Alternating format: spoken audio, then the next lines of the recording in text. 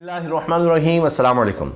साबिक़ वज़ीर-ए-आज़म चेयरमैन तहरीक-ए-इंसाफ इमरान खान साहब ने अपने हालिया इंटरव्यू में बहुत बड़े बड़े इंकशाफात किए हैं और बोल न्यूज़ पर यह इंटरव्यू किया जमील फ़ारूकी ने, जिसमें उन्होंने कई राज़ों से पर्दा उठाया और इंसान हैरान हो जाता है कि किस किस तरह की साजिशें, किस किस तरह के चैलेंजेस इमरान खान को दरपेश थे और किस तरह इमरान खान का हौसला तोड़ने के लिए क्या कुछ किया गया, क्या साजिशें रचाई गई और क्या कुछ अब भी हो रहा है।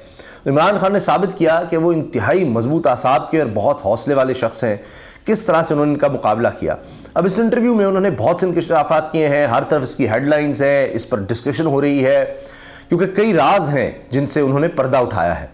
उन्होंने जनरल फैज़ हमीद की रिटायरमेंट के हवाले से भी बात की है, उनको आर्मी चीफ बनाने का क्या मामला था उस पर भी बात की है, बाजवा साहब के हवाले से भी बात की है और इसके साथ साथ मीर जाफ़र मीर सादक के बारे में बात की है और मौजूदा हुकूमत के हवाले से बताया है, नैब के हवाले से बताया है, तो दीगर बहुत सी अहम बातें हैं। मैं जो उनका इंटरव्यू है उसका पूरा मतन आपके सामने रख रहा हूँ। राना सनाउल्लाह की बातों को मैंने कभी संजीदा नहीं लिया क्योंकि राना सनाउल्लाह बहुत सी बातें कर रहे हैं कि जनाब आए तोड़ें, छोड़ेंगे नहीं, आए नहीं इस्लामाबाद, इस तरह के दे रहे इंटरव्यूज़। तो इमरान खान ने उसका जवाब ये दिया कि राना सनाउल्लाह की बातों को मैंने कभी संजीदा नहीं लिया। राना सनाउल्लाह एक बदमाश और जराइम पेशा शख्स है। असम्बलियाँ तहलील करने का फैसला किया था, वो ज़रूर करेंगे। जैसे ही असम्बलियाँ तहलील होंगी 48 घंटे बाद निगरान हुकूमत आ जाएगी। दिसंबर में ही असम्बलियाँ तहलील होंगी। जनरल बाजवा ने मुझे कहा कि उस्मान बुज़दार को हटाएं।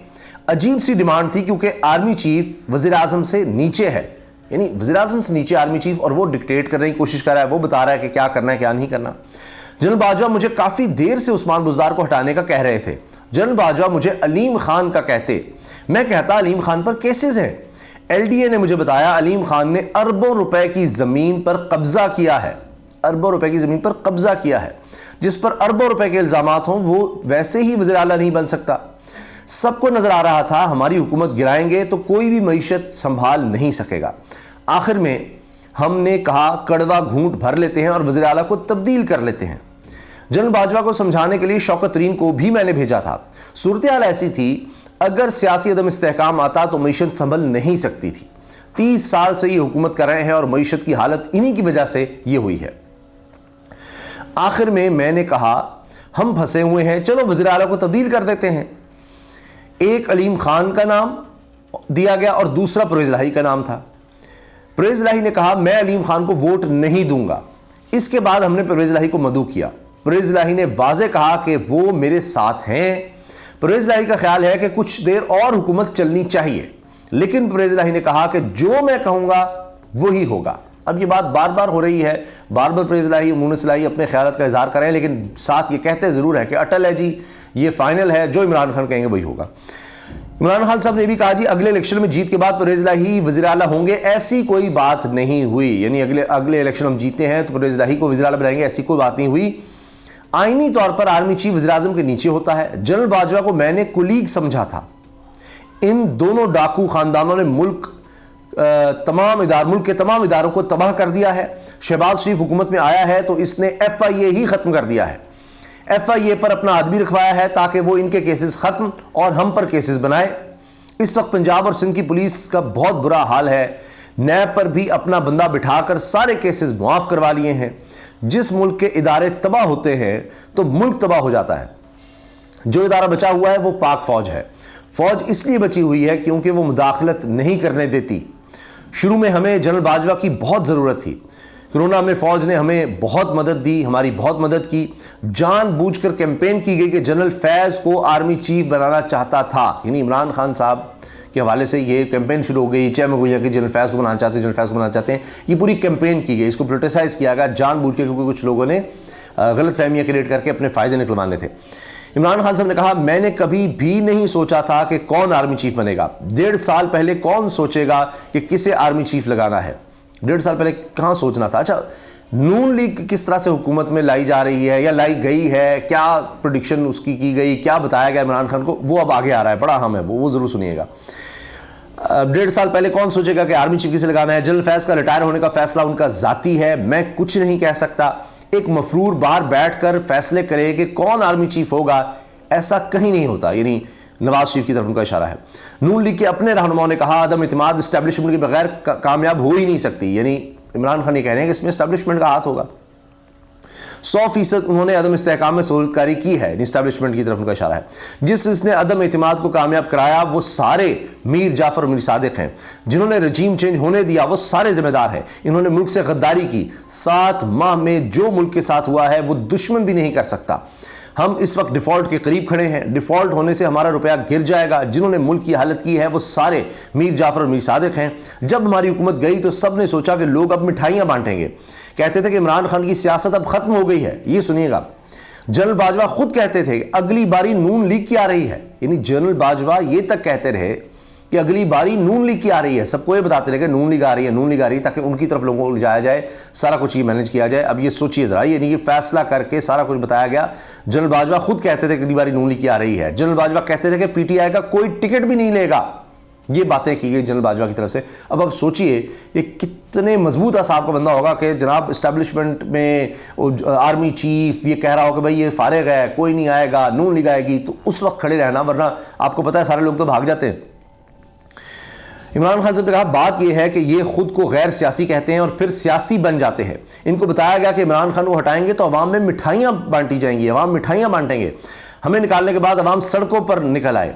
अवाम ने वाज़े पैगाम दिया कि वो इन चोरों के साथ नहीं है। जब ये चोर इकट्ठे हो गए तो हमारे मुखालिफ भी हमारे साथ आ गए। यानी जब ये चोर इकट्ठे हुए तो देखा कि किस तरह इमरान खान मकबूल हुआ है, तो मुखालिफिन भी इमरान खान की तरफ आ गए। अवाम में गुस्सा था कि हमारी तौहीन की गई है। यानी पार्टी में जो नाराज़ अरकान थे वो भी साथ आकर जुड़ गए। ये 30 साल तक एक दूसरे को चोर कहते रहे। इनके रिएक्शन में अवाम ने मुझे सेलेक्ट किया। जब अवामी रद्द में आया तो आपको चाहिए था कि फैसले से पीछे हट जाते, आपको चाहिए था कि फौरी इलेक्शन करवा देते। हुकूमत के साथ मिलकर हम पर हर किस्म का तशद्दुद किया गया। आज़म स्वाति, अरशद शरीफ और शहबाज गिल के साथ क्या कुछ किया गया। सोशल मीडिया के लड़कों को उठा लेते थे, मारते थे। अक्ल ये कहती है कि आपने गलती की थी तो पीछे हट जाए। 7 माह में जनरल बाजवा के दौर में जो हुआ पाकिस्तान में कभी नहीं हुआ। मुशर्रफ पर मैंने बड़ी तनकीद की थी लेकिन ऐसा जुल्म नहीं देखा था। इससे यह हुआ है कि फ़ौज और अवाम में फासले आ गए हैं। अवाम इन चोरों के खिलाफ होकर हमारे साथ खड़ी हो गई है। जनरल बाजवा ने यह कहा कि इस्टेब्लिशमेंट को हुकूमत के साथ खड़ा कर दिया। अब होना ही चाहिए कि अब ये कह रहे हैं हम न्यूट्रल हैं तो फिर अब न्यूट्रल रहें। इमरान खान साहब ने कहा कह रहे हैं न्यूट्रल हैं तो फिर न्यूट्रल रहे। किसी सूरत इंसानी हुकूक की खिलाफ वर्जियों को सपोर्ट ना करें। यानी अब आज़म स्वाति के साथ, शहबाज गिल, दीगर के साथ जो हो रहा है ये अब नहीं करना चाहिए।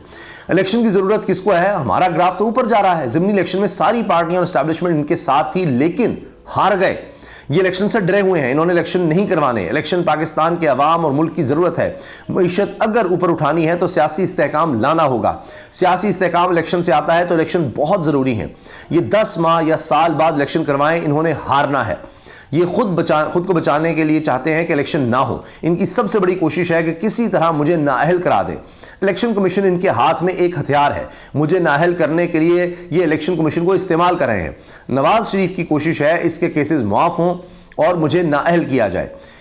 अब देखिए ना, ये सारा क्या गेम हो रही है कि सिर्फ इमरान खान को हटा दो, बाकी सब क्लियर है, हमें तो मसला ही कोई नहीं। हम जितनी मर्जी लूट मार करें, जितनी मर्जी महंगाई बर्बादी कर दें, कोई पूछने वाला कोई है? आप बता दें, सारे तो मिल बैठे हुए हैं, सिर्फ इमरान खान रुकावट है। इसलिए उसको कोशिश हो रही है किसी भी तरह से साइड लाइन किया जाए, माइनस किया जाए। सारा कुछ इसलिए हो रहा है इख्तिदार में सब कुछ। ये सारे जो आप देख रहे हैं, सलमान शहबाज वापस आ रहा है, ये जो मैनेजमेंट हो रही है, ये सारा इदारों को साथ मिलाया जा रहा है, सारा कुछ जो हो रहा है ये सब इमरान खान को माइनस करने के लिए।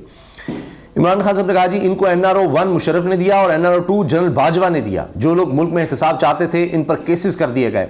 इलेक्शन से पहले किन 2 ममालिक ने फंडिंग की ऑफर की थी नहीं बता सकता। वो 2 ममालिक इन पार्टीज को फंड करते रहे हैं। वो गैर कानूनी था इसलिए मैंने मना कर दिया था।